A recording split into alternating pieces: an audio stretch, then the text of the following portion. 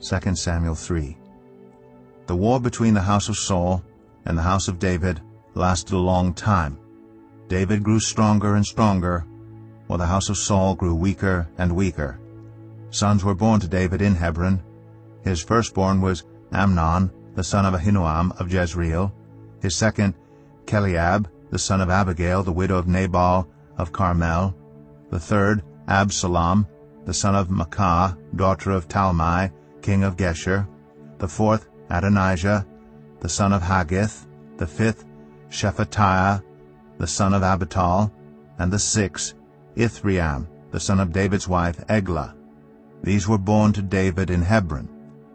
During the war between the house of Saul and the house of David, Abner had been strengthening his own position in the house of Saul. Now Saul had had a concubine named Rizpah, daughter of Aiah. And Ishbosheth said to Abner, "Why did you sleep with my father's concubine?" Abner was very angry because of what Ishbosheth said, so he answered, "Am I a dog's head on Judah's side? This very day I am loyal to the house of your father Saul, and to his family and friends. I haven't handed you over to David. Yet now you accuse me of an offense involving this woman. May God deal with Abner, be it ever so severely, if I do not do for David what the Lord promised him on oath, and transfer the kingdom from the house of Saul, and establish David's throne over Israel and Judah from Dan to Beersheba." Ishbosheth did not dare to say another word to Abner, because he was afraid of him. Then Abner sent messengers on his behalf to say to David, "Whose land is it? Make an agreement with me, and I will help you bring all Israel over to you." "Good," said David, "I will make an agreement with you. But I demand one thing of you. Do not come into my presence unless you bring Michal, daughter of Saul, when you come to see me." Then David sent messengers to Ishbosheth, son of Saul, demanding, "Give me my wife Michal, whom I betrothed to myself for the price of 100 Philistine foreskins." So Ishbosheth gave orders and had her taken away from her husband Paltiel, son of Laish. Her husband, however, went with her, weeping behind her all the way to Bahurim. Then Abner said to him, "Go back home." So he went back. Abner conferred with the elders of Israel and said, "For some time you have wanted to make David your king. Now do it. For the Lord promised David, 'By my servant David I will rescue my people Israel from the hand of the Philistines and from the hand of all their enemies.'" Abner also spoke to the Benjamites in person. Then he went to Hebron to tell David everything that Israel and the whole tribe of Benjamin wanted to do. When Abner, who had 20 men with him, came to David at Hebron, David prepared a feast for him and his men. Then Abner said to David, "Let me go at once and assemble all Israel for my lord the king, so that they may make a covenant with you, and that you may rule over all that your heart desires." So David sent Abner away, and he went in peace. Just then David's men and Joab returned from a raid and brought with him a great deal of plunder. But Abner was no longer with David in Hebron, because David had sent him away, and he had gone in peace. When Joab and all the soldiers with him arrived, he was told that Abner, son of Ner, had come to the king, and that the king had sent him away, and that he had gone in peace. So Joab went to the king and said, "What have you done? Look, Abner came to you. Why did you let him go? Now he is gone. You know Abner, son of Ner. He came to deceive you and observe your movements and find out everything you are doing." Joab then left David and sent messengers after Abner, and they brought him back from the cistern at Sirah. But David did not know it. Now when Abner returned to Hebron, Joab took him aside into an inner chamber as if to speak with him privately. And there, to avenge the blood of his brother Asahel, Joab stabbed him in the stomach, and he died. Later, when David heard about this, he said, "I and my kingdom are forever innocent before the Lord concerning the blood of Abner son of Ner. May his blood fall on the head of Joab and on his whole family. May Joab's family never be without someone who has a running sore or leprosy, or who leans on a crutch, or who falls by the sword, or who lacks food. Joab and his brother Abishai murdered Abner because he had killed their brother Asahel in the battle at Gibeon. Then David said to Joab and all the people with him, "Tear your clothes and put on sackcloth and walk in mourning in front of Abner." King David himself walked behind the bier. They buried Abner in Hebron, and the king wept aloud at Abner's tomb. All the people wept also. The king sang this lament for Abner: "Should Abner have died as the lawless die? Your hands were not bound, your feet were not fettered. You fell as one falls before the wicked." And all the people wept over him again. Then they all came and urged David to eat something while it was still day. But David took an oath, saying, "May God deal with me, be it ever so severely, if I taste bread or anything else before the sun sets." All the people took note and were pleased. Indeed, everything the king did pleased them. So on that day all the people there and all Israel knew that the king had no part in the murder of Abner, son of Ner. Then the king said to his men, "Do you not realize that a commander and a great man has fallen in Israel this day? And today, though I am the anointed king, I am weak, and these sons of Zeruiah are too strong for me. May the Lord repay the evildoer according to his evil deeds." Jeremiah 9. Oh, that my head were a spring of water and my eyes a fountain of tears! I would weep day and night for the slain of my people.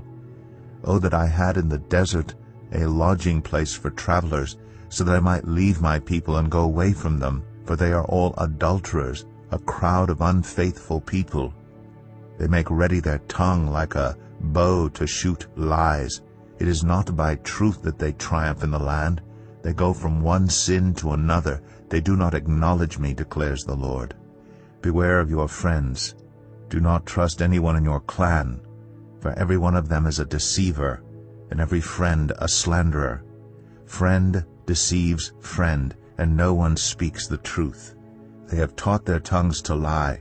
They weary themselves with sinning. You live in the midst of deception.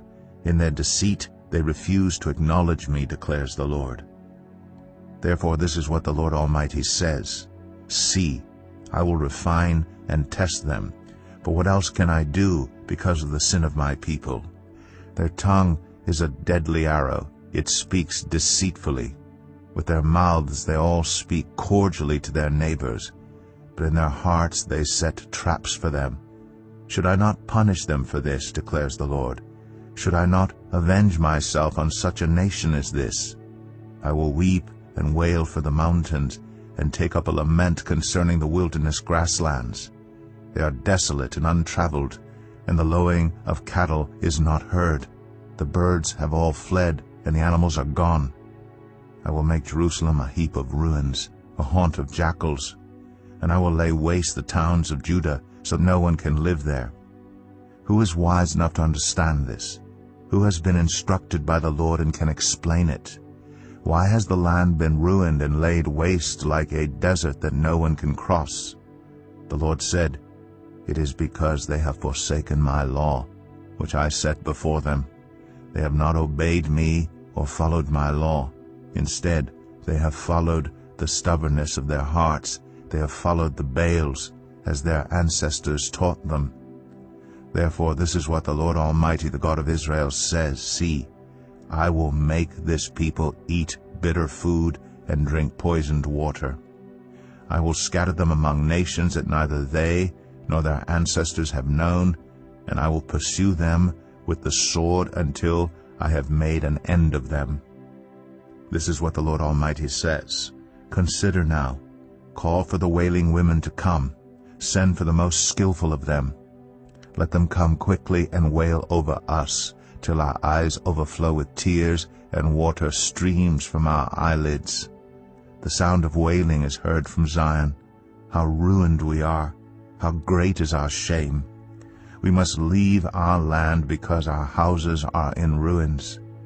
Now, you women, hear the word of the Lord. Open your ears to the words of his mouth. Teach your daughters how to wail. teach one another a lament. Death has climbed in through our windows and has entered our fortresses. It has removed the children from the streets and the young men from the public squares. Say, this is what the Lord declares. Dead bodies will lie like dung on the open field, like cut grain behind the reaper, with no one to gather them. This is what the Lord says. Let not the wise boast of their wisdom, or the strong boast of their strength, or the rich boast of their riches.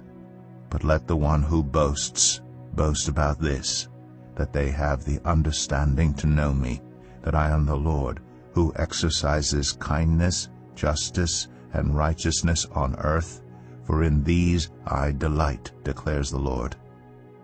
The days are coming, declares the Lord, when I will punish all who are circumcised only in the flesh, Egypt, Judah, Edom, Ammon, Moab, and all who live in the wilderness and distant places. For all these nations are really uncircumcised, and even the whole house of Israel is uncircumcised in heart. Matthew 20. For the kingdom of heaven is like a landowner, who went out early in the morning to hire workers for his vineyard. He agreed to pay them a denarius for the day and sent them into his vineyard. About 9 in the morning he went out and saw others standing in the marketplace doing nothing. He told them, "You also go and work in my vineyard, and I will pay you whatever's right." So they went. He went out again about noon and about 3 in the afternoon and did the same thing. About 5 in the afternoon he went out and found still others standing around. He asked them, "Why have you been standing here all day long doing nothing?" "Because no one has hired us," they answered. He said to them, "You also go and work in my vineyard." When evening came, the owner of the vineyard said to his foreman, "Call the workers and pay them their wages, beginning with the last ones hired and going on to the first." The workers who were hired about 5 in the afternoon came and each received a denarius. So when those came who were hired first, they expected to receive more. But each of them also received a denarius. When they received it, they began to grumble against the landowner. "These who were hired last worked only 1 hour," they said, "and you have made them equal to us, who have borne the burden of the work and the heat of the day." But he answered one of them, "I am not being unfair to you, friend. Didn't you agree to work for a denarius? Take your pay and go. I want to give the one who was hired last the same as I gave you. Don't I have the right to do what I want with my own money? Or are you envious because I am generous?" So, the last will be first, and the first will be last. Now Jesus was going up to Jerusalem. On the way he took the 12 aside and said to them, "We are going up to Jerusalem, and the Son of Man will be delivered over to the chief priests and the teachers of the law. They will condemn him to death, and will hand him over to the Gentiles to be mocked and flogged and crucified. On the 3rd day he will be raised to life." Then the mother of Zebedee's sons came to Jesus with her sons, and kneeling down, asked a favor of him. "What is it you want?" he asked. She said, "Grant that one of these 2 sons of mine may sit at your right and the other at your left in your kingdom." "You don't know what you are asking," Jesus said to them. "Can you drink the cup I am going to drink?" "We can," they answered. Jesus said to them, "You will indeed drink from my cup, but to sit at my right or left is not for me to grant. These places belong to those for whom they have been prepared by my Father." When the 10 heard about this, they were indignant with the 2 brothers. Jesus called them together and said, "You know that the rulers of the Gentiles lord it over them, and their high officials exercise authority over them. Not so with you. Instead, whoever wants to become great among you must be your servant, and whoever wants to be first must be your slave, just as the Son of Man did not come to be served, but to serve, and to give his life as a ransom for many." As Jesus and his disciples were leaving Jericho, a large crowd followed him. 2 blind men were sitting by the roadside, and when they heard that Jesus was going by, they shouted, "Lord, Son of David, have mercy on us." The crowd rebuked them and told them to be quiet. But they shouted all the louder, "Lord, Son of David, have mercy on us." Jesus stopped and called them. "What do you want me to do for you?" he asked. "Lord," they answered, "we want our sight." Jesus had compassion on them and touched their eyes. Immediately they received their sight and followed him.